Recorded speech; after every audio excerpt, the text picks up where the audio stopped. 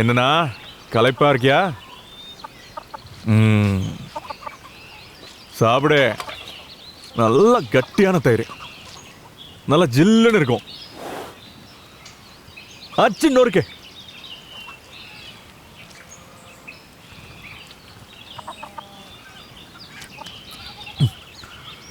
என்னடி அப்படி பாக்குற? இவன் என் அண்ணன். ஒரே வயத்துல பிறக்கலனாலும் ஒரே நேரத்தில் பிறந்தோம். சேர்ந்து தான் சாப்பிடுவோம், சேர்ந்து தான் இருப்போம்.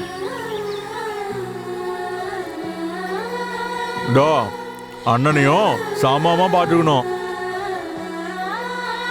அதான் நான் சாப்பிட்றது எதுவாக இருந்தாலும் அவனுக்கும் வைப்பேன், அவனுக்கு கொடுக்குற எதுவாக இருந்தாலும் நானும் சாப்பிடுவேன். மண்டல இருக்கா?